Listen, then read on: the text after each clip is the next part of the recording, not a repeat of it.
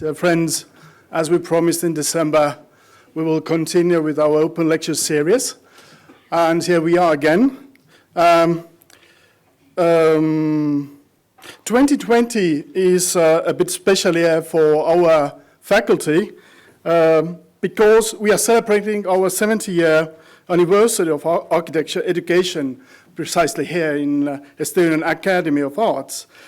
And I wish you a happy new year in that sense, and so let's celebrate the space inside and around us.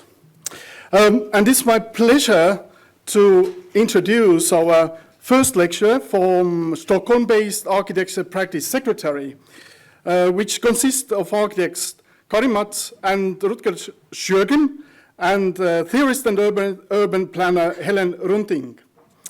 Karin is an architect. It's exceptional. We have 3 persons celebrating 20 years. So Karin is an architect. She studied at Edinburgh College of Art, the University of Queensland and KTH. She has designed a series of widely published small projects in her own practice, Karin Matz architect, and she was a project architect for the Haganova development in Hagastaden. Rutger is an architect as well. He studied as well at the KTH.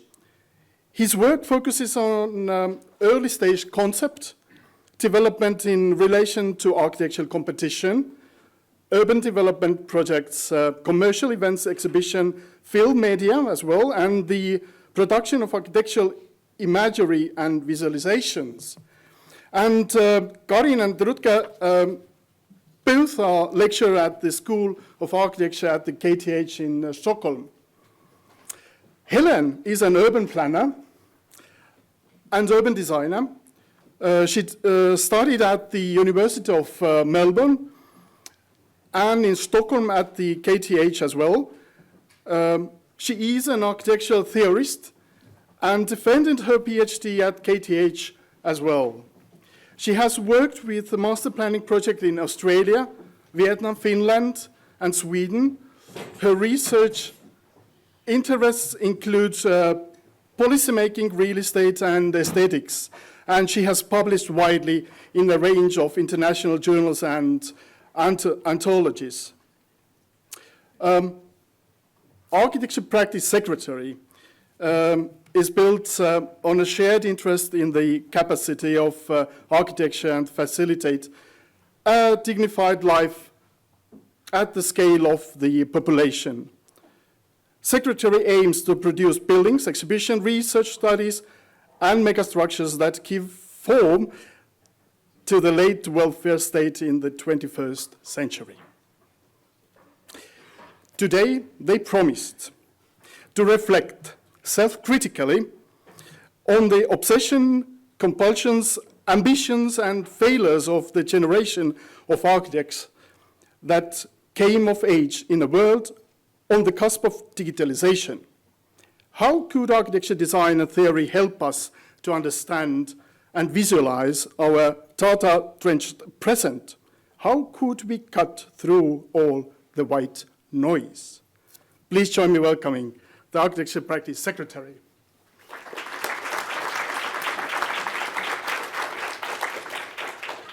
Thank you so much. Am I standing close enough to the microphone? Yep. All right, so we firstly would like to thank everybody who's been part of inviting us here, and especially I think the students from today's critiques for sharing their work with us. It's been a wonderful afternoon and a great, I think, introduction to the work that's being done at this school. So we're really impressed and really happy to be here. When we decided to frame this lecture, we came up with a somewhat unlikely title, The War of the Ants. I have no idea if this works in Estonian, but I doubt it. it as a word joke. Because in Swedish, Myrornas krig, the war of the ants, is the name that's given to the static that used to be seen on cathode ray television screens. And we thought that we would pick up this as a metaphor in order to try to talk about what architecture can do and be within its historical presence. And we understand that this lecture series is actually, invited a series of really established architects. We tend to be invited to do competitions as the wild card entry, based on the fact that our practice is very young. We actually founded Secretary in 2017. So in today's lecture, we also acknowledge perhaps that position and try to reflect over what that might do to our relationship to the world around us. And I guess I could start perhaps with this image and Frederick Jameson's very famous kind of description of theory under postmodernism as, and I quote, the effort to take the temperature of an age without instruments and in a situation in which we're not even sure there is so coherent a thing as an age, a zeitgeist, a system, a current situation any longer. So, in the midst of this confusion, historical confusion, Jameson goes on to locate this crisis of orientation within a shift in the nature of space, or more precisely, a shift in the nature of how architecture relates to the city that it's embedded within, and in fact, capitalism as a broader system. So orientations are really important to architecture. Orientations, if we're to quote the feminist philosopher Sarah Ahmed, are about the directions we take that put some things and not others in our reach. In her text, Orientations Towards a Queer Phenomenology, and here she's playing with the notion of a sexual orientation, but I think that we can actually extend her analysis much further.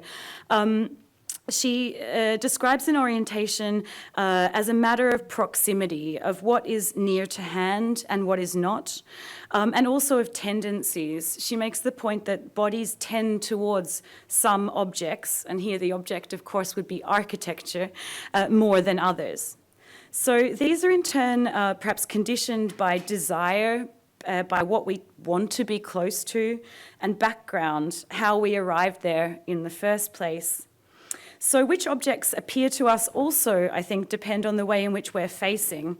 And in this lecture theatre, architecture is, playing a kind of a pivotal role, right? Because we orient you towards our images while I speak towards you. So in a sense, maybe this kind of lecture where you present your practice is also a task of orienting a group of people who you do not yet know towards a body of work that they do not yet know. So if we're to take this further, when one's asked to present and to some extent theorize an architecture practice, we understand that we're being asked to orient then an audience.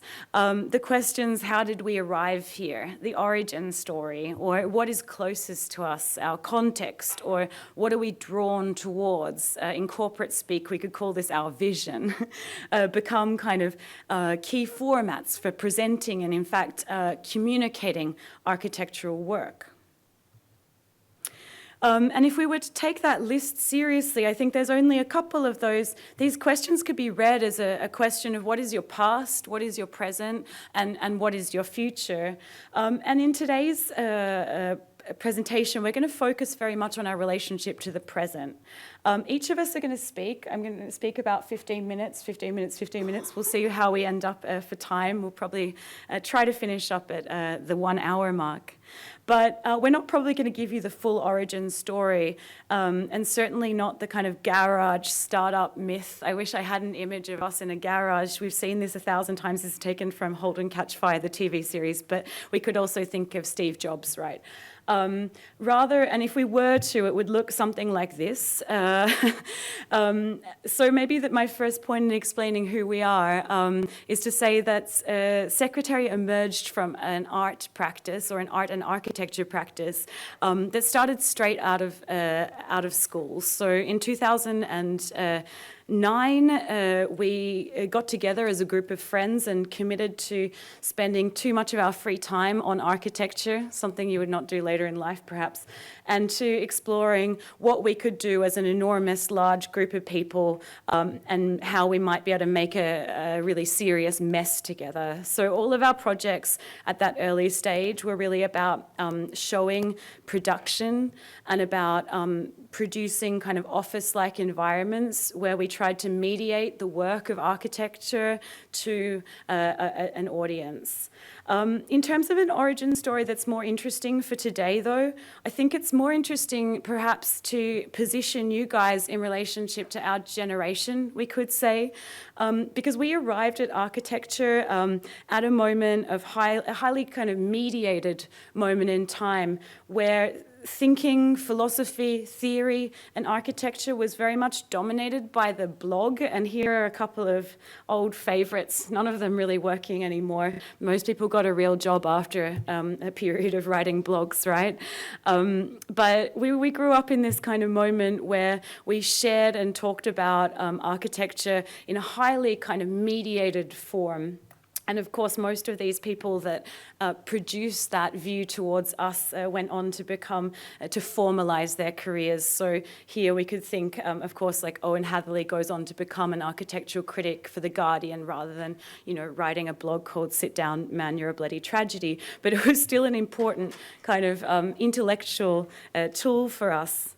So I guess that we could say that we grew up amidst an overflow of information, and it's very nostalgic to look at an image of a television like this now that actually kind of gives you a sense of depth and of size. Right now, the present moment is one that's so heavily perhaps characterized by this complete saturation of information. And that's what we'd like to talk about today with you, is how do we practice within that field? Because we have to be really careful, I think, about invoking Fred Jameson's version of confusion here. Of course, it was in the lobby of John Portman's Bonaventure Hotel in Los Angeles that Jameson located his writing in the 80s here. He locates an architecture that both indexes but also exaggerates a broader cultural condition of disorientation and distraction.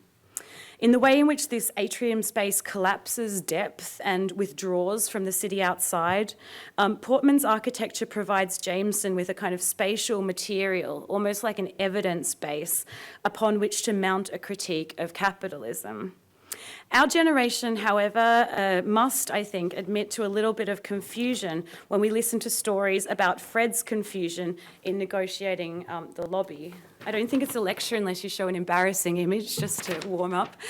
Here's me trying to be confused, because I think that whilst the early 1980s were a relatively confusing time for the three of us, we were babies, that's a difficult moment in anyone's life, it's important to acknowledge that few people have found themselves lost in a city, let alone a lobby, in quite a few years now. Today, of course, we're surrounded by screens and interfaces, status updates, cartographic softwares, the comforting bleep of geographically specific notifications in what is now officially the third decade of the 21st century. The instruments all seem to be in place to facilitate a kind of real-time, constant orientation.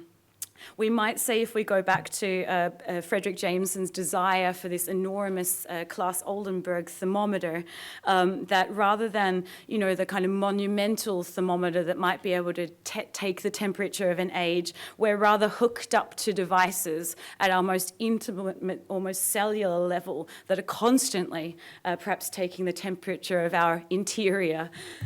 So we face like a very different situation, and these earlier commentators and their work, just as much as we may love the writings of, say, Joan Didion, also writing on Los Angeles, or Rayner Banham. I love this image. He looks so sleazy in this white sports car, right? Architectural historians of the 70s. But And also, I think, again, another great car image, of course, the iconic image of Robert Venturi and Denise Scott Brown kind of cruising the streets of Las Vegas in their production of an analysis. But we face a very different view of the world. Rather than being at the driver's seat, we are in a mediated position, right? It's a very different view of a present moment when apps are mediating our social relation to that world. So yes, we can be a little nostalgic, perhaps, about this notion of white noise, and we're aware of that. Frederick Jameson attributed his inability to orient himself in the lobby, if we're to think back to the Bonaventure Hotel, to an intentional obfuscation of depth in the architecture. So he says that depth collapses, where constant busyness, quote, gives the feeling that emptiness is here absolutely packed, that it is an element within which you are yourself immersed, without any of the distance that formerly enabled the perception of perspective or of volume. And I would say that this sensation in many ways anticipates the condition that we now experience under what we might call semio-capitalism or very, very, very late capitalism. And here we could say then that our experience of work as a generation, and architectural work in particular, has been highly fragmented. And here I would quote Bifo Berardi, who writes that from the point of view, and this is not the same quote, but from the point of view of the existence of time of cognitive workers, productive activity has the character of fragmentation in cellular form. So in the service of capitalism, workers are expected to deliver this kind of discontinuous flow of choppy chunks of work, and to therefore tolerate being subject to what Gilles Deleuze has referred to as kind of a constant busyness. He writes in Postscript on the Societies of Control that one is never finished with anything. So this busyness then extends work deep into activities that are not usually understood as such. And everyone in that room feels that constant pull of the smartphone just as you're falling asleep, where you check that last email, where work bleeds even into sleep at this point. So how to deal with this situation, and what are the tools that we have in order to kind of hold things together in a world that's dominated by flows, by rapid exchange of information, and by a kind of saturation of data? We're offered a series of kind of tools, maybe by theory, some of them or theorists, some of them perhaps somewhat cynical. To return to Bifo Berardi and the quote I was just showing, he suggests that reducers of complexity such as money, information, stereotypes, or digital network interfaces simplify our relation with the world and with others. So we could say that the reduction of complexity becomes a strategy for survival in such a world. We could also turn to the very wise words of feminist architectural theorist Catherine Schoenfield, when she, describing the meeting of two prefabricated elements in a building, describes the way in which things are required to be compatible, tolerant, or flexible. She writes, "A harsh or rigorous form of construction cannot vary to allow the presence of other components. Just like a party, two people get into a conversation and it becomes clear that, come what may, each is going to maintain their opinions with the one person, and the one person cannot be affected in any way by the other. If you are the host, this puts you under immense strain. You have to accommodate both persons. You have to be almost infinitely flexible, capable of being pulled from one side to the other without snapping. So we could say in a world that's characterized by chunks of work, we have to be infinitely flexible in our approach to holding things together at an architectural level and in terms of our labor politics. And finally, and here I'm coming to the end of my opening remarks, but finally we might also then look to the format in which architectural work is performed. Generally, we describe our work in terms of projects. And here Boris Groys writes of the loneliness of the project, stating that the formulation of diverse projects has now become the major preoccupation of contemporary man-woman. And he makes the critique here that what happens, why do we throw away our work in this way, one project after the next, after the next, after the next? So if we were to then reject these three strategies, if we were to reject what Berardi has referred to as smooth generation, or the notion of infinite flexibility, or of projectism, we then might dare today, it's a big statement, to put forward, I guess, three alternate ways of working. And we thought that because we have such a mixed audience, which is so rich in terms of experiences, that these were three approaches we've tested that could be interesting in student work, for instance, but that we can use to explain our work to a broad audience. And those are the surface, the image, and the archive. So with that more theoretical kind of framework, I will hand over to my colleague Karin to explain the surface. Okay, see if this works. Yes. So now this will be a very fast shift, I think. Now we're going into a description of projects, and I'm very much a practitioner, so this will be a lot of talk about how things were made and under what circumstances and what it costs and what time we had, because I also think it's really relevant. I guess a lot of you guys are students, and it's important, I think, to understand what you can do in what type of situations, in what tasks you get, what is possible.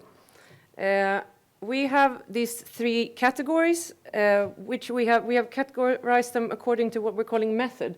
They can sort of, you will see, I think, that they could probably be in another one of the categories as well, so they sort of intertwine and bleed into each other. But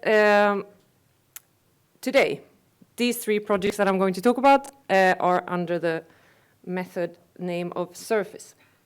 So, and I got my hands on this thing, which I really like, sorry.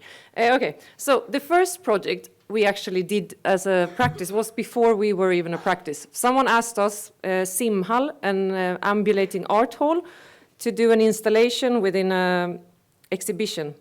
And we were at that point, we were asked to do something where we had other jobs, we had more or less no budget, very, very little time, as always, it seems. And we had to come up with something really quickly. Also the proposal. We were really interested in we had this ongoing discussion, I think, about the aesthetics of the Swedish welfare state.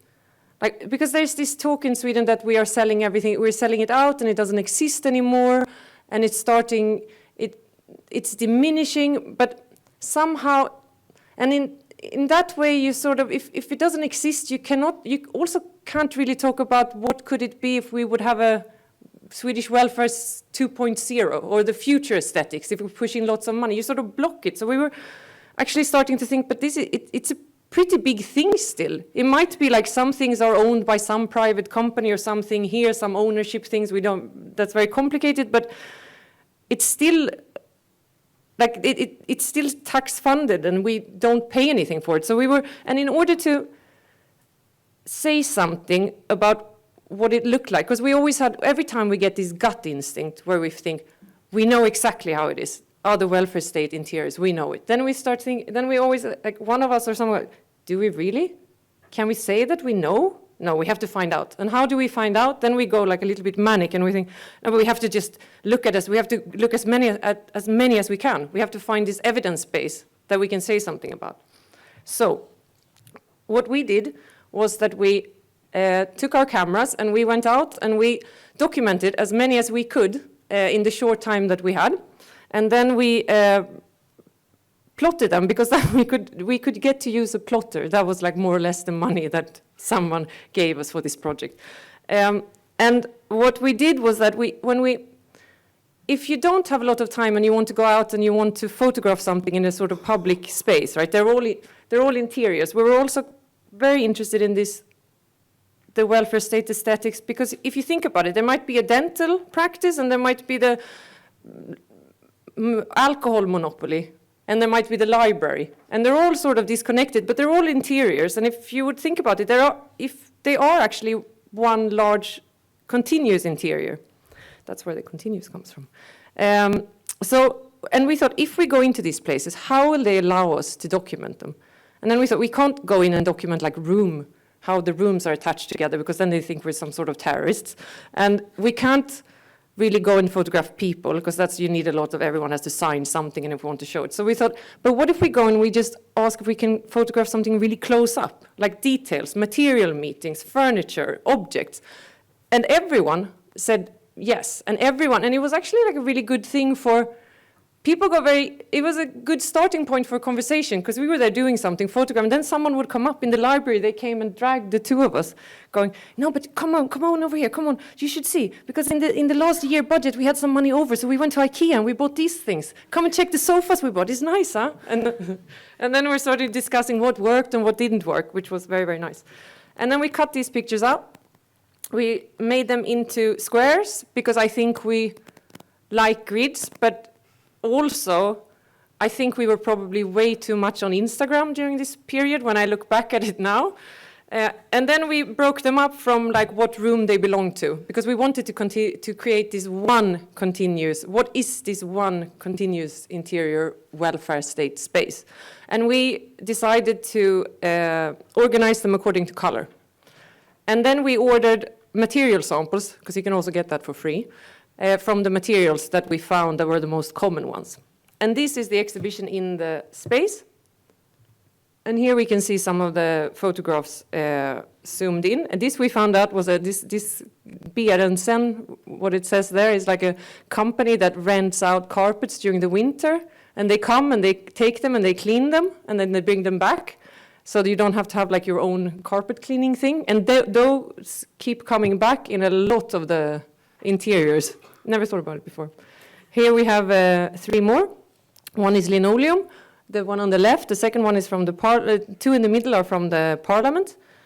And the 4th one is from a dental office, actually. Then when we were going to put this up, we did this organization on site, where we stood and like did the color thing. And then we put them up with a laser that we measured everything that we dropped, only expensive thing we own that we dropped in the ground, so everything got a little bit slightly skewed now. Slightly skewed. So every time we put this one up, it's slightly skewed.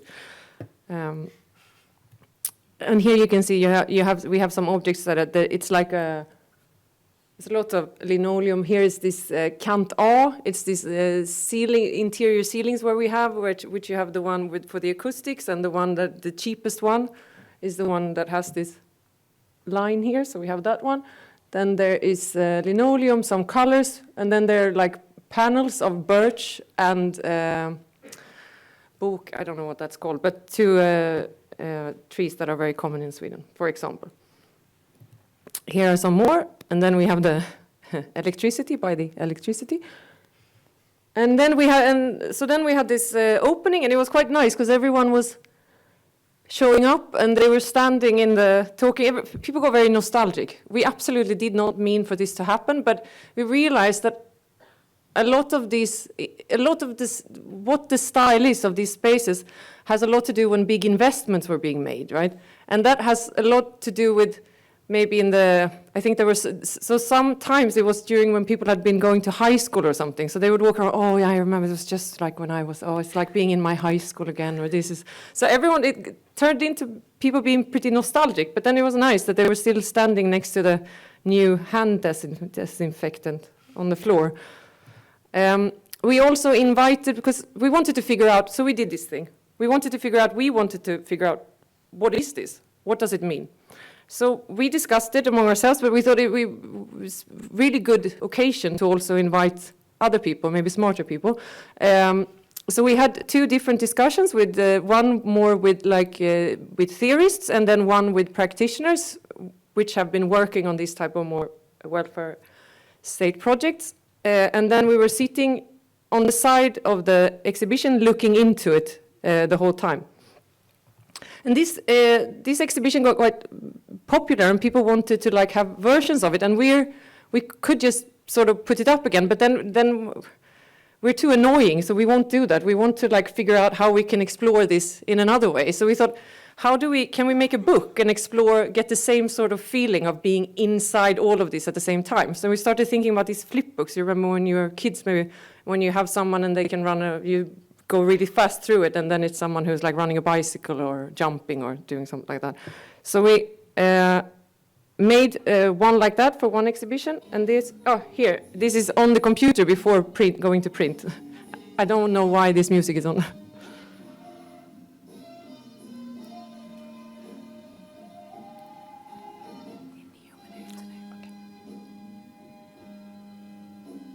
Yes, and then we got another chance, so we thought, can we have a distributed version of all of this? If we make big posters, and you have one at home, you have one at home, and then all together you will make sort of the same thing again, but a distributed version, so we tried that as well.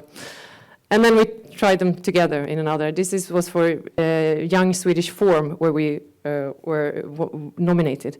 And here they were hanging closer, so we tried that, and we put the disinfectant on the wall. People used it quite a lot when it was on the wall, actually. And then the last one, we also have another video version, but this is another also Young Swedish Form 10 years, so it was even smaller, and then it looked like this.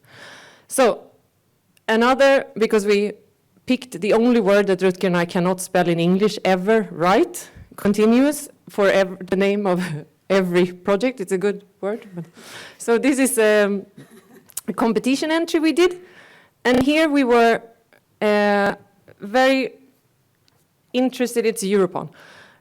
We were interested in trying to look at something that would not be, in Sweden it's everything you just automatically put up the perimeter block city everywhere. So we were trying to figure out, can we do a project which is not defined by the roads or the buildings along the road, but maybe by courtyards instead, and the buildings sort of surrounding the courtyards. So this became this pretty big building. And it's it's on the waterfront, and we thought it would be interesting this is a very simple diagram, but it could still be subdivided into very different size plots, and there could be a program that could run and slide alongside, and then there would be different themes of the courtyards as well.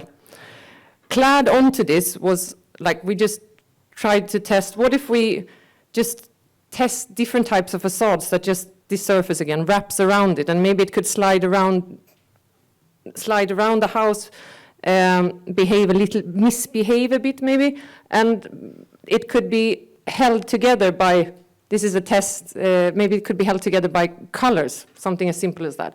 And I just want to show that when we were doing this, I found this just before we went here now, the folder of reference images, and these are just 5 random ones. But these are things we were at that time looking at. We were talking about something called Good Life. I think that's the Miami photo.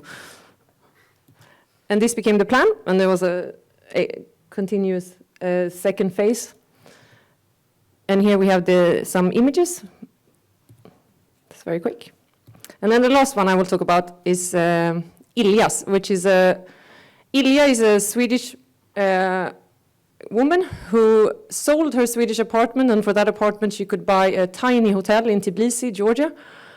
She's here on the right, and that's the entry, and she named the hotel after herself. She bought the hotel, and it was just 4 rooms, already renovated, beautiful, but quite serious. And I would say maybe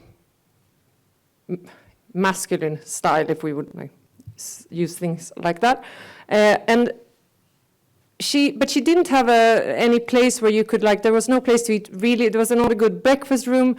She didn't have anywhere to live really, because all of her money was in those hotel rooms. And then she also wanted to figure out, maybe start a cafe, maybe have lectures, maybe have a bar. And so she bought this place. There you see the 2 windows below. Underneath, it was an apartment around 50, 60 square meters. I don't remember anymore exactly. And she's, so I said it was a very serious interior in the hotel. And she's not, she's quite crazy. She's doing 60 things at the same time and always on the move. So we thought that, okay, so if we're doing this for her, it has to somehow connect to this hotel upstairs, which is high ceilings, very light, and this downstairs wasn't really. But it has to be her also, or our interpretation of her then. So And here, this is the backyard where you see, so there's a hotel, there's the second entrance, you go in here. There are these typical Georgian Tbilisi courtyards. I don't know if any of you guys have been there. And these are the hotel upstairs. And here you go in, and this is the second entrance then to her new space.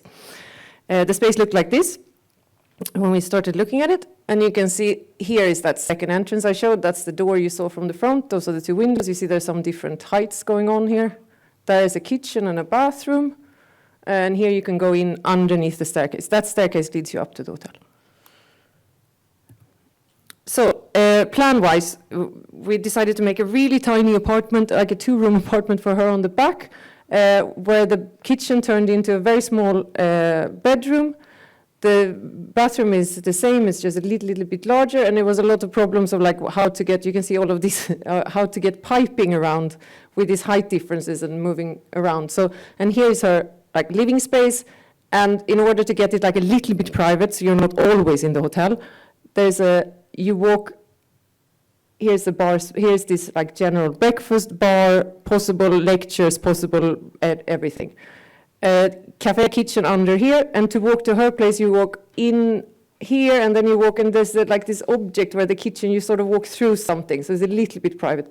And here's a bathroom, a small toilet for the people who work there, and also for the guests of the restaurant. Yes. I'll be very quick.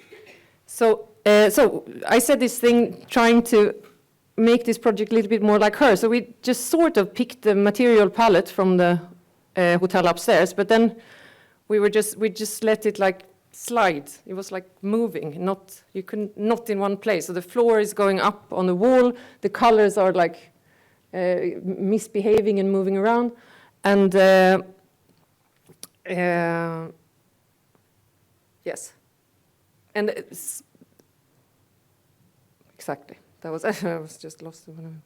And this and then this is what it turned out to be. You can see that's the entrance when you look into it. It's also trying to like define a space only using color and working with people who are, when you're not in the same place, and the labor is very cheap there, but people are not at all precise and not very well skilled, so we thought like painting straight like that could work. And here is the bar space, the entrance, and there's also this thing that all these old things that were doors because there was no space, so we're trying to take care of everything, so every millimeter is like used for something else. Here we have the general space, the bar, me lying on the floor photographing, and then we have these lights that we found in this market, like normal cheap lysrör light, fluorescent light that we made into some sort of thing.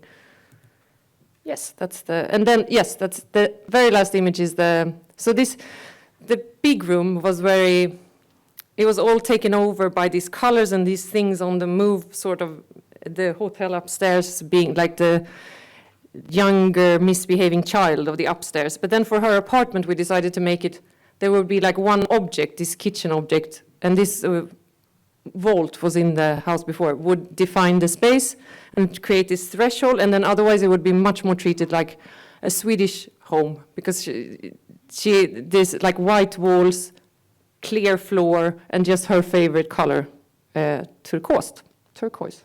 Yes. Rutger. Okay, I will present two projects that both kind of use the image as a method for exploring architecture and discussing architectural issues, I guess. The first one we call Housework. That was a video installation produced for the exhibition Norm Form. That was an exhibition on norm critical form held at the Museum of Architecture in Stockholm. The installation featured 6 videos, all recordings of the labor of turning an environment into an image. In that they simply were kind of recorded screen dumps of the Photoshop work of turning a photograph of an environment into an architectural image. We were trying to test out three thoughts basically with this project. One centers on this idea that the architectural image to some extent is magical. It can create capital investments, it can redirect flows of materials, it can redirect desire, and it can kind of redirect the use of labor time.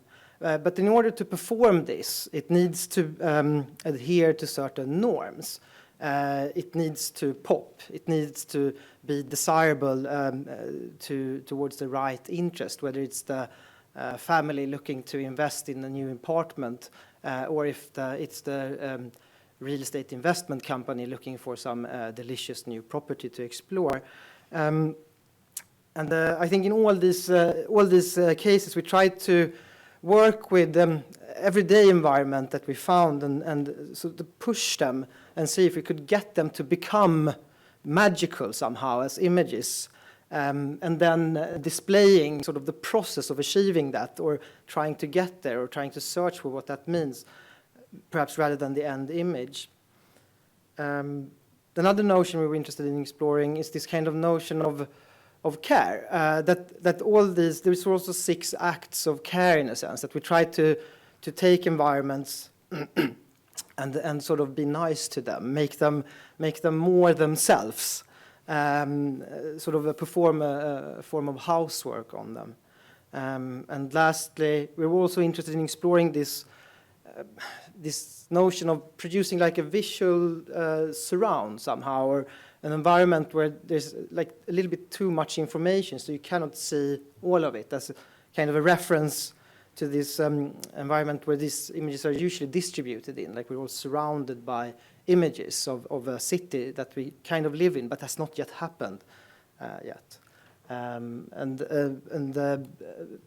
mean, for example, the images sought to explore just this notion of urban dignity or fabulousness, or creating an open public environment, or the perfect home, the perfect self, or the gloss. Notions of what it means to like do urban nature, or this kind of aesthetics of urban masculinity that is quite common. The next project is more about the image of space than of the city. Together with some friends of ours, we worked as concept designers for a Swedish sci-fi movie called Aniara. Aniara is a poem written by the Swedish Nobel laureate Harry Martinson in the 50s. And it also earned him the Nobel Prize later on. And it describes the journey of the spaceship Aniara as it's thrown off course, as civilization within it kind of deteriorates into violence and cults, etc. And then in the end just fades out into nothingness as everybody dies. And then the ship kind of travels for 5,000 years and crashes into the nearest sun. It was written in sort of a feverish haze after the Soviet Union detonated the first new hydrogen bomb. And it's a sort of a bleak and also very classic Swedish piece of literature. It was turned into a sort of progressive modern opera shortly in the 60s. When our friends Hugo and Pella, that are writers, directors for this project, approached us and said they've gotten the rights of Harry Martinson's daughters to turn this into a film, they told us they wanted to make a film that was kind of true to this epic mysteriousness nature of the poem, but very different in its aesthetic. So whereas the poem has a very almost magical or mystical way of talking about starfaring, the movie would be lo-fi and shot on site, on location in places like this. So the concept is that sort of Aniara, this spaceship, basically going back and forth between Earth and Mars, like one of these amazing vehicles. Shipping people back and forth gets thrown, of course. And so we started to think of this environment as like an endless interior of cruise ships spliced into shopping malls, spliced into conference center, illuminated escalators, endless wooden veneer, soft carpets. It's a place where, you know, that dream of that one fabulous night is repeated over and over and over and over and over again until it's this.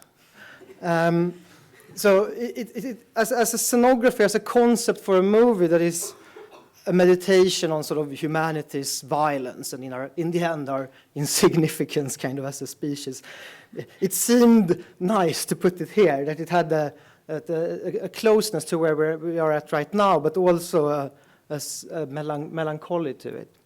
And so we started to try this out, to sketch for environments that could be sort of fabulously consumptionist or kind of like boring juxtapositions of these Helsinki ferry interiors and the Swedish shopping malls, trying to just see how little do we actually need to add of space into a Galleria environment like this in order for it to kind of become believable as an interior, and to somehow pick at that like boringness or everydayness of the like how utterly unexciting it would be to travel to Mars. This is a site plan for the project. So on top you have the chronology of the book or the poem, and on the bottom you have the chronology of one of the first scripts for the movie, mapped on top of the planetary orbits of the solar system. So it kind of tells you where we're at certain points, if Aniara travels at a certain speed, for example. So, and then we started to arrange the script as it sort of progressed through various iterations into sort of spatial clusters, or places like halls or viewing decks, etc. And then we started to think of a horizon or a kind of a line through the ship, in accordance to which we could arrange these spaces. One would have an upside and a bottom side, and that would fit within this kind of rectangle, which was also defined in the book or the poem. And that gave us this sort of this concept of these two cities somehow floating through space on top of a magical plate that just produced gravity and other things that was in the poem that seemed too absurd to sort of take seriously. We could put them in the center of the ship, and on top you had people, and on the bottom you have cargo. And as a sort of a shape, the rectangle somehow was clear or iconic enough to provide for the interior of this object to be basically whatever. So it also provided the filmmakers with the freedom to cut and paste different environments into each other at the cutting board without breaking the overall logic of this ship. These are some of the iterations we went through before we handed the project over to the visual effects people that in the end produced this. So this is an actual movie still. And Rutger, when you say we, you're also including Andreas Yes, of course. Maybe you could just... Yes, yeah. So the friends we worked with, architects Andreas Nordström and Elsa Kristina Sundin, and chemist Fredrik Andersson. So multidisciplinary team there. Yes, these are stills from the movie. So there you have it, Aniara. It's kind of a slab of jumbled city. This is the space elevator docking sequence. So at the very beginning of the movie, as they enter the ship, this is kind of how it looks. Slightly referencing this, like a sequence some of us may be familiar with. And these are some sketches of kind of how that would look. So, yeah, a journey into trying to combine the very, very boring with... Yeah, that's one of the directors for the movie, looking sad and lost in space. So trying to combine this kind of boringness with, like the fabulousness somehow of science fiction or space, in order to create a place where you would feel, alone. Let's see if we can. I think I have. Wow. I think we're good. Sorry about that.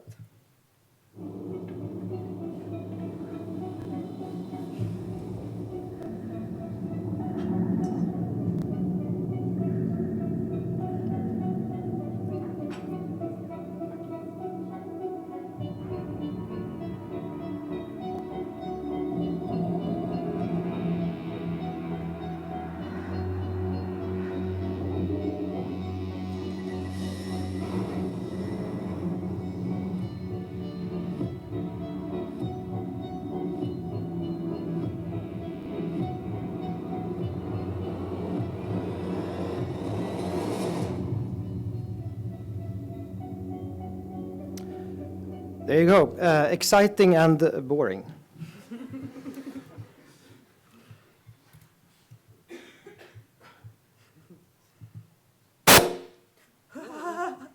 Sorry about that. Good grammar and spelling are important. We want to write essays that inspire. Or you could also just say the... I could give you some tips on that too if you...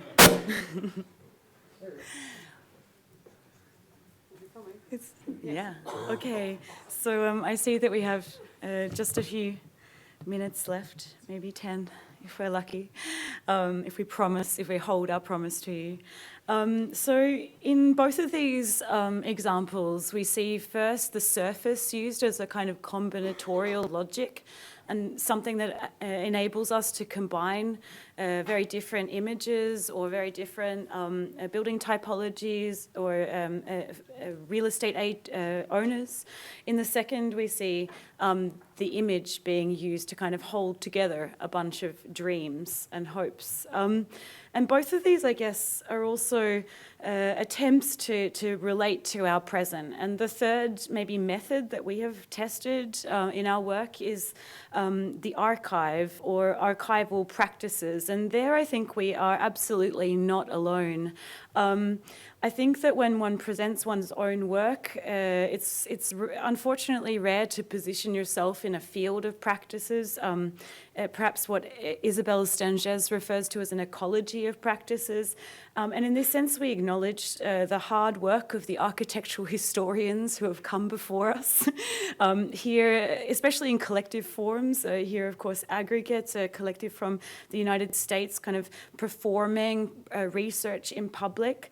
But also the notions, because we've worked a lot with atlases, with compilations, with anthologies, of various researchers who are trying to combine information that has arrived in fragmented form to produce an image of a particular moment. So both the Bratislava example, but also this Portuguese example of a database that's attempting to kind of document Portuguese public state-subsidized housing that's so rich in terms of photographs, plans, data that's being put together as a kind of public good, right?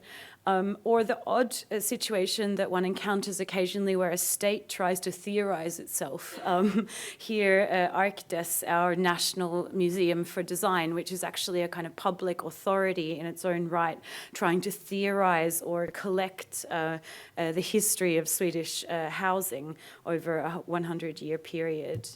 Or to go more deeper into kind of an architectural practice. Here we have the work of a group of architects who are based in Chile, who have been looking, I don't know if you've come across this project, but have used the prefabricated concrete panel as an object to trace a set of far more immaterial and difficult kind of political movements as this panel morphs and changes as it shifts geographic form.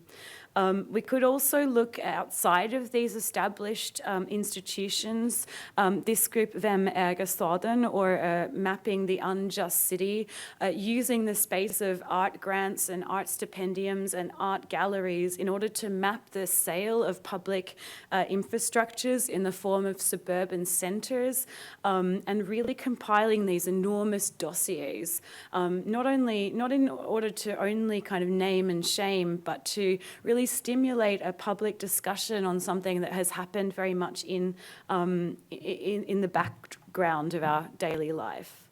Arkitekturrevisionen, who have also been mapping the sale of public housing. We could, if we're interested in following the kind of approach to the object, also reference, for instance, the work of Rutger Oteropailos in his kind of attempt to get to grips with pollution, something that is immaterial by nature, very difficult to physically grasp, trying to produce these kind of molds, latex molds of buildings to catch and then be able to discuss something that previously was not able to be discussed, or at its most kind of, for me, emotionally affecting and brutal, the archival practices of forensic architecture that in fact try to produce an evidence base that can be used in the International Court of Human Rights for trying war crimes. We also have a kind of different sets of archival practices that attempt to bring together like objects in order to produce a sort of scenography for some sort of future lifestyle. I think the British Pavilion would be an excellent example of an attempt to bring together various kind of architectural or consumer objects in a new constellation to suggest a different way of doing things. There's also a tradition that we should mention of trying to bring together stories of minority groups or people who have not necessarily been given the space within the architectural discourse. So here, a cruising pavilion, kind of in their Stockholm iteration, trying to bring together stories from cruising culture, or cooking sections, another kind of goldsmiths group that are rather looking at kind of practices of farming and eating, trying to not only archive them but represent them through shared dinners, or finally the work of Mycket with their karaoke structure on the waterfront in Stockholm that was attempting to re-perform songs of a demonstration and politics in a kind of like festive queer setting. So we are not by any means alone in the desire to kind of produce what one could call perhaps an image of the present or an architectural relationship to our present. And if I have time, I could probably do just very quickly 2 more projects then, super quick, that attempt to use these very academic approaches, or in the set of examples that came later, like very gallery-based approaches, and try to understand maybe what they can do for us as architects in looking forward. So in this lecture, we haven't presented built work really, apart from the interior. We're working on several buildings at the moment, but like for this one, we wanted to talk about the speculative and mediated form of architectural thinking that's about how we consider our environments. This is a modernist housing area called Fisksätra in Stockholm, in the municipality of Nacka, which is generally quite an economically secure, wealthy area. And this particular housing pocket or enclave has been undergoing extreme critique from the far right of Swedish politics and Sverigedemokraterna, who have an overtly anti-immigration policy. And here in Swedish it says, no, never, we'll never build another Fisksätra. And they actually really clearly point out that this kind of architecture produces crime and produces economic conditions that are not conducive to life itself. So we wanted to intervene in that discussion by reconsidering what view is that based on, what research did they do, and how can we as architects kind of intervene through the mediating force of the image. So we, again, you'll see our method kind of repeating itself, went there, spent time there, photographed these inner courtyards we were interested in almost everything that wasn't architecture and architecture besides. These images then became kind of part of an exhibition that had to travel, that had to fit in 240-kilogram suitcases, which we took to Tbilisi as part of their first architecture biennale. We were also given a really difficult site to work within. This was a corridor in an old KGB building. So it was also kind of rough surfaced. We were unsure before we arrived whether we would be able to screw into things. And as you can see, it's very difficult to get bodies around something. Like, how do you do a spatial installation in within that condition? So we worked again with mirrors and with imagery, with the idea somewhat drawing on Donna Haraway's position on situated knowledges and partial perspectives, that we wanted to fracture this idea of what that area was and to in fact show that there's not just one image, that to live there is to expose oneself to many images simultaneously, that it's not so easy to talk about architecture as good or evil. That in fact one, through using mirrors, one is like implicated in that view to some extent. Very, very simple project, very, very cheap, very, very short time frame, but it's a test of something that we're also interested in playing with in our other work. Finally, I guess I could also add, at the moment we're working on a really extensive research project, which has been 2 years of research. As I said at the start, we're very much interested in how one might view this fragmented field that is the city in architectural terms without losing specificity. So here we again make an archive. We called all of the 26 municipalities that make up the city of the region of Stockholm and asked for all of the building permits for all of the apartment buildings that were given planning permission in 2017, which was the height of a building boom. This took like a year. You can imagine calling these planners. They thought we were absolutely crazy. But we managed to somehow collect this material, and we've spent another year trying to kind of go through it. This was based again on an earlier art project. Everything kind of flows into each other in an earlier book of plans that we have done, but it was far more extensive. This is in Swedish, but in the end we had 156 building permit applications, 329 discrete house buildings, 14,471 apartments. And then on top of that, we mapped 114 parameters by hand using our eyes with Microsoft Excel. We were like, when is the AI going to be able to do this job for us? But we did it, and we called it kind of lo-fi big data. And we plugged in 17,000 parameters. So that feels really good that that's done. We're working on the book, but these are some of the images that we're able to kind of then extract from that data. And rather than a white noise, we want to actually make a political point. So just to give you a tiny little example, the image on the left shows that actually most of the new apartment buildings were built along public transport lines. That actually says something. That says planning's doing its job. We were more or less kind of building where we were meant to be building. The image on the right, however, shows the size of apartments. It's very hard to imagine or to understand, but it's mapping out how many one room, so studio apartment, one room, and then 2 room, so studio apartment and 1 bedroom were being built, and it was well over 50%. And they were designed for one-person households. So suddenly we see there's a little bit of a problem in this housing stock. What happens if you're a family? We're not building for families at the moment because it's not economically viable. Without having the data, we can't attack that from the architectural kind of side of things. Once we have this kind of quantitative mass of material, we can start to kind of say what the average development looks like. Here we have it. I'm not going to go through the statistics. And we've been kind of working on putting this together in a book in order to try to produce a kind of intervention in a discourse that's very much about the quality of the architecture, but that hasn't really taken on the aspect of who we're actually building for.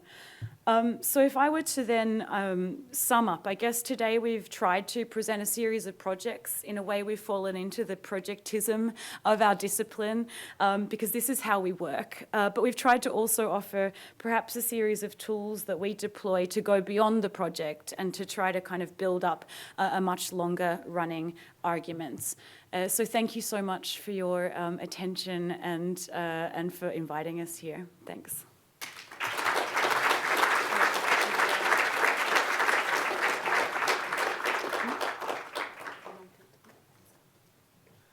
Thank you so much for your lecture. It's time for questions and discussion.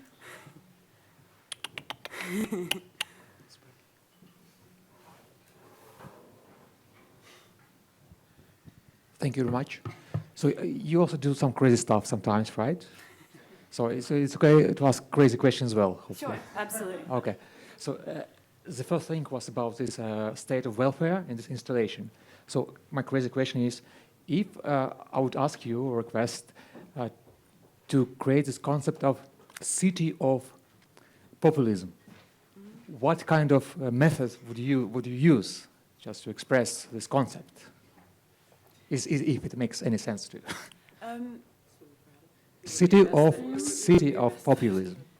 I think that populism is a really politically fraught term. I find myself conflicted by being asked to.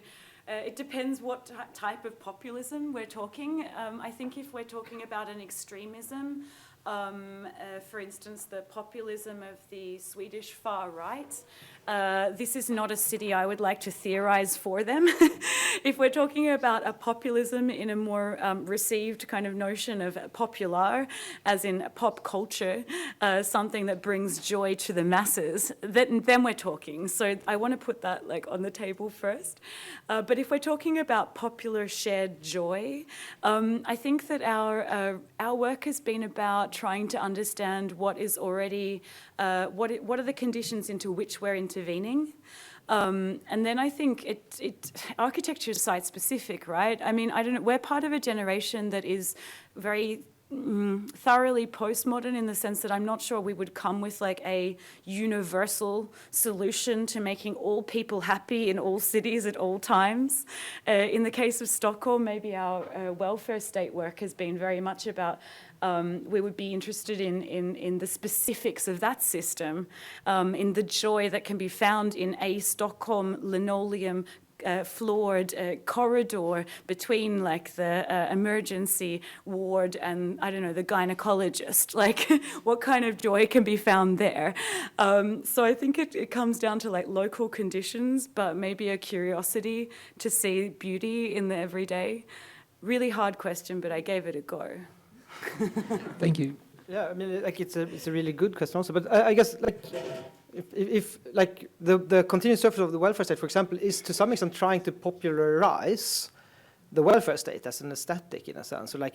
So I think like it's interesting like trying to make things popular as a political strategy. I mean, like yeah. God knows architecture needs what we learned a lot when we talked about this with the welfare state, because we had this idea in the beginning that some welfare state 2.0, that it could be, why isn't it more poppy or more fun? But the more we worked with it, the more we discussed it, and the more we lived with these spaces for a long time, then we started realizing the beauty of something also being boring. Like if you're sitting and waiting for a really scary, like you sit at the doctor and you're in a waiting room and you're waiting for like a really scary diagnosis. I don't know if you want to like be in a disco ball. I mean, maybe, but and we could see very clearly that there's been like during the 70s there was a time of where people started making them much more domestic. I think putting in like sort of domestic like flowers and curtains, and I guess for me, where I'm coming from, I would feel much more secure in a place that was more like high-tech, clean, sterile. But that's I think it's maybe a generational question there also. Yeah. You say tack, yeah? Say. Yes. Oh, Varsågod.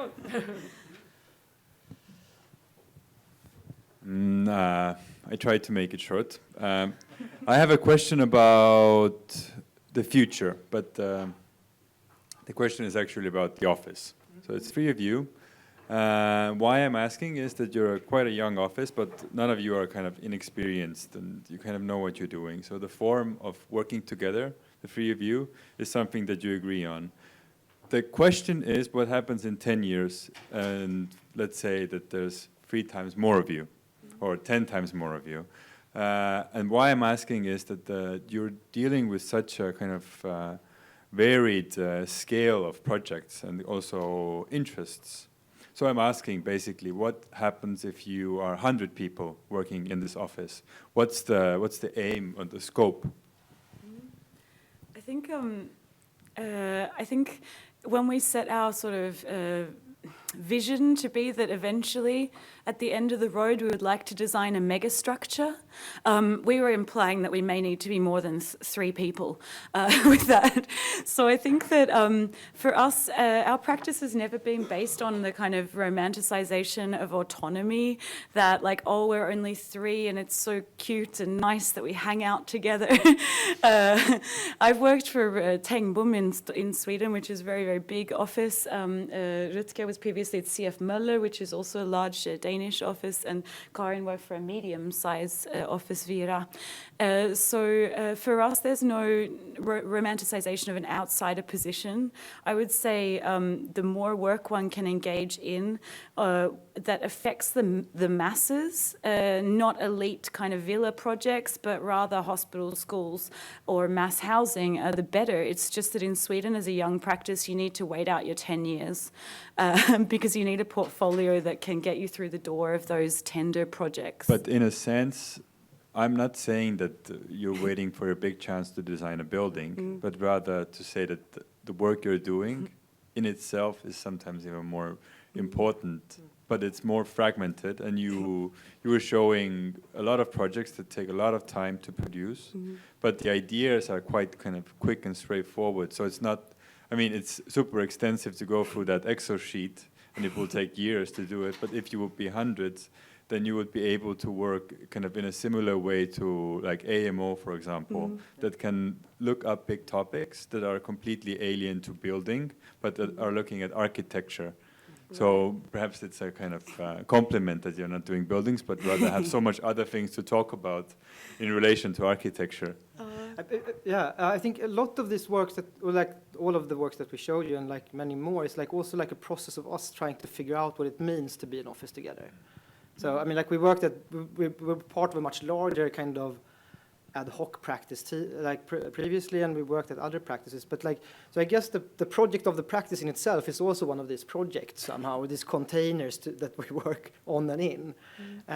Maybe that's chickening out or giving you a straight answer to where we want to be. But like, I guess that's also part of the project of the process, office somehow. Sorry. Isn't it also, because I think there's also, we also had this reaction against that everyone, you have to be really streamlined. I think it's the same also if you draw one, I don't know, a villa, you only get to draw villas, or you draw housing, you only get to do housing. I don't know if it's like this here, but you have this feeling that that's how it works these days.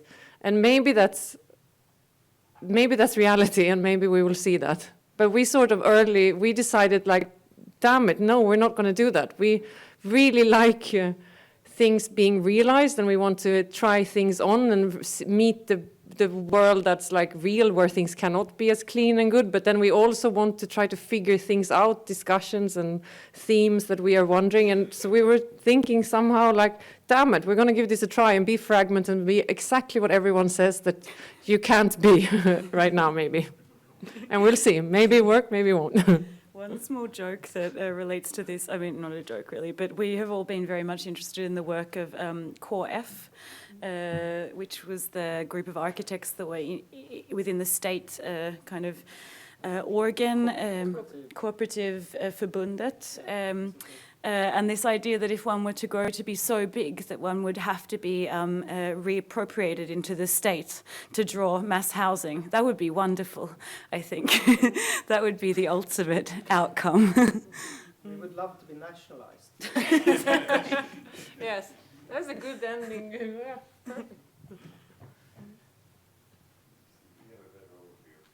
Questions?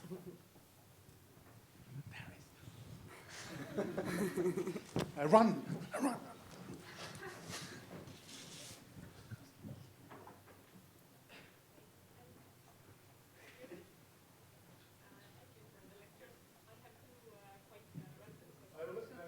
I don't think it's on. I switched it off. Okay, thank you. I have two random questions. They are regarding time, and I also asked them just to practice asking questions. But they come from the beginning of the lecture. You mentioned this era that we're in, like late capitalism, and it made me think like it's a funny term, and I wondered if people on late Middle Ages knew that they lived in late Middle Ages, or like how well can you know where you live in? And then the other question regarding time was that you also mentioned that, like, with one of the projects that it was quite hurried or that you didn't have time, but have you had projects that you've had too much time? And maybe actually two questions are sort of tied, or why is there no time? I can answer the first if someone else answers the second. So the term late capitalism was put forward by Frederick Jameson in the early 80s as a kind of provocation, I would say. It was coming from critical theory and this idea that how can we imagine the end of capitalism? If we can't imagine the end, at least we can imagine we're nearing the end. And so I guess it's with some irony that I declare we're still not there yet. Or hope. If the aim, of course, is the collapse of capitalism, it might not be a shared aim for everyone, of course. So I think the question of how do we know which era we're in, I'm also like trying to be a bit playful here because within architectural theory, there's been a tradition of white, older men standing on stages and proclaiming that we're in a certain era. Charles Jenks would be a good example of this, you know, the diagram that shows you exactly what's happening on every corner of the world. I think from a feminist perspective, we often try to critique that like simplicity, but I have stolen a couple of terms from some established white male theorists, but with a little bit of a cheeky kind of attitude, maybe. About little time or too much time in projects, I think it's, some of these smaller things, they can have you have to be quick to react, and there's someone calls and there's something that's going to happen next week, and then you have to just think and do, and then that's the ones probably where you don't have a lot of time, and this can happen, and if you want to do it, you have to be on it. But the other ones, maybe we have too much time. It's not that we have too much time. I mean, yeah, maybe we have time, but we also don't get any money. So we spend too much time. But it would be nice salary would be cool. Yeah, I mean, time is I guess, resource and a form of wealth. And with the Svensk Standard projects, like nobody got paid, and everybody had have like proper jobs aside from that, and that was a way of producing time, like a time-space box where we could do things. Secretary has a different logic to it. We want to pay our rents and buy milk and things like that. So we have to do some things that we get paid for, and other things that we can kind of do in parallel with that, and other things that we don't get paid for that we might get paid for eventually, I guess. So it makes it a little bit different. Yeah. There's a second PowerPoint that would just be black because it would be all the work that comes under confidentiality agreements that you do for other offices. There's all the like boring work that you do for insurance companies, like Karin sat with last year, documenting burnt out flats in burnt down apartment buildings. There's all of these kind of other things that you don't talk about in this kind of forum because they're, even if we romanticize boringness, these are not Aniara boring, these are too boring. So it's not amazingly boring. But we also got to do forensic architecture there. That's true. When I was introducing you, I made a very stupid mistake. I called you architecture practice secretary, and now it's flashing the title Secretary Office for Architecture. Do you like your client, architecture? Yes. Thank you so much. Thank you so much. Thank you.